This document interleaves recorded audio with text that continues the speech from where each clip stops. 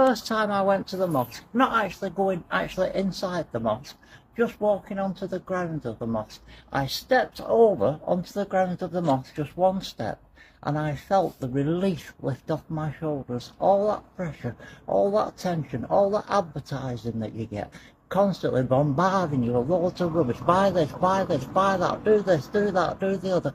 All just lifted off my shoulders. Now when the adverts, I know I'm not supposed to watch TV because I'm Muslim, but I still do.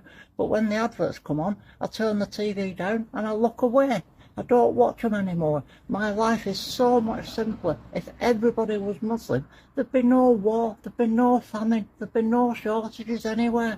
There'd be no problems on the planet. Man would look after man, not be killing each other. That's very interesting because, coming from an atheist background to Islam and, the positive feelings that you had at the mosque. And I think I'll be more than happy if you mention this mosque because, one of the things that we need to do is open our mosques to the non-Muslims, to the atheists. And, these mosques should be very welcoming. And that's the only way we are going to attract people to Islam.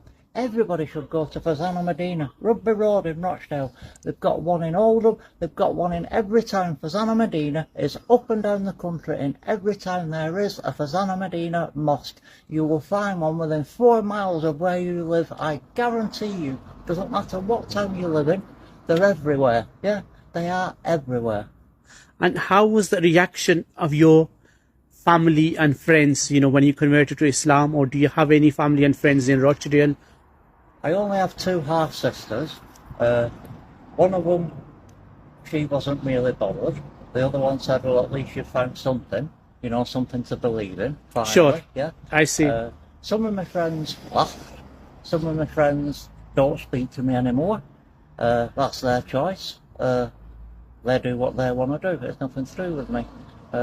But the friends that laughed originally, like Paul and Shelley, they laughed and they thought it was funny and this, that and the other.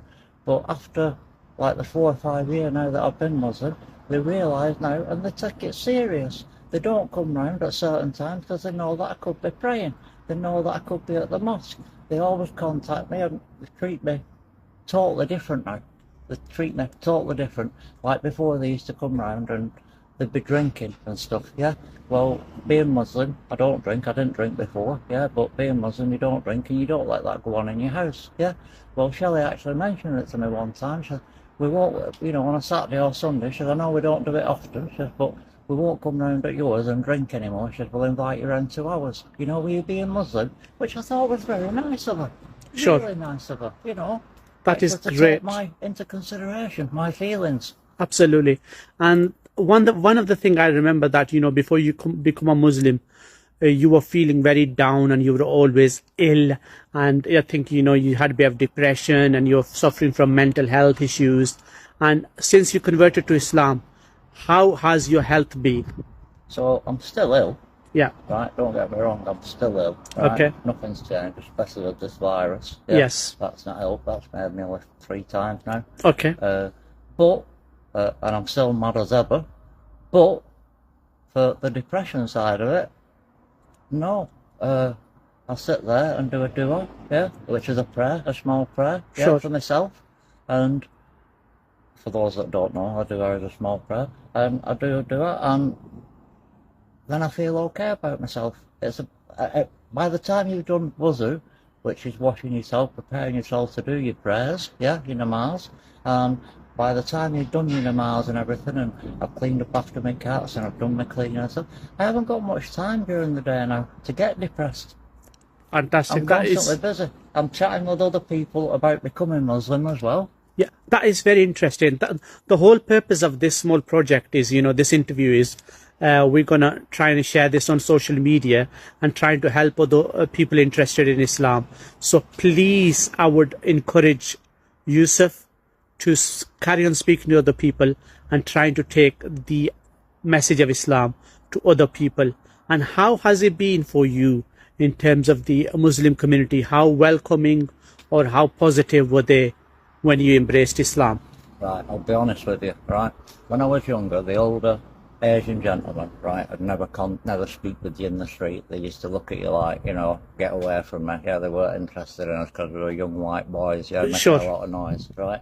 But when I went to the mosque, and I went in the mosque, I can honestly say that uncle from the shop came out, yeah. Wow. He's quite an old man, yeah, well, he's very old man, he's in his 80s. He came out, and he was talking with me, and I didn't have a problem with anybody, even people that couldn't speak English. Found somebody that could speak English, and then they come over and we had somebody translating, you know, so that I could chat with a man that didn't know a word of English, or they could speak with Urdu or some other language that I didn't understand. Sure. Yeah?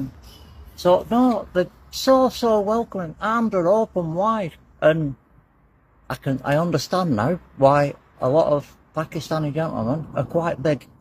Because the amount of food you eat is absolutely ridiculous. It's a 3-course meal every time you sit down to eat, mate. That's fine. And talking about the food, have you always been keen on the Asian food, or the, I don't know, Muslim food, or curries, or rice, or chapatis? Or is it something that you've taken into recently since your conversion to Islam? I've always ate them, but being vegan and then turning to vegetarian, I've always ate them, but it's hard to find decent ones. But since I've been going to the mosque, and I've been getting lots of curries off the brothers and sisters at the mosque, and Zed at the news agents, and yeah, Sure. all the other Muslims that I know now. Yeah. I'm lucky if I have to cook 2 days a week. That's I've constantly fantastic, got curry in, or dal, or vegetable curry, or, you know, chapatis, or samosas, or, you know, loads of food in all the time. I can show you my freezer now, and I've got at least 8 meals, and that's all curry, and it's all from the mosque of Amjad. Subhanallah. So big high up to all the Muslims who have been very welcoming. Yeah. And what advice would you like to give to somebody who might be interested in embracing Islam, Just you know, go. from other faiths, or from, you know, atheist backgrounds, or from, you know, any other, background, or any other creed? Just go there. Just go. The only thing you have to remember when you go to the mosque, when you're stepping onto the grounds and stepping into the mosque, make sure you do it with your right foot, right? That's quite important for you, yeah? You have to take your shoes off when you go in as well. If you want to go and you're frightened, I'll go with you. I'll go with you to Rugby Road. All you have to do is contact Aziz, and I'll go up with you, and I'll walk you around and show you. Well, everybody knows me up there anyway, yeah? Yeah. I'm quite cheeky. Sure. One of the things, we don't want just this to be like biased towards Fizan Medina. I mean, all mosques are Allah's house, and a lot of the people will be more than happy. Yeah, They'll I be could take you Golden delighted Mosque. to, you know, have you at Golden take you Mosque, Bilal. at Bilal Mosque, any mosque, you know, around Rochdale, Greater Manchester, or for example, anywhere in the I only UK. say Fazana because it's closest to me. And I'm Absolutely, lazy. yeah, absolutely. That's closest to your house. I can assure you, all the brothers of Fizan Medina are always asking about you. So we are really delighted to have you in our congregation. And thank you very much for taking part in this interview.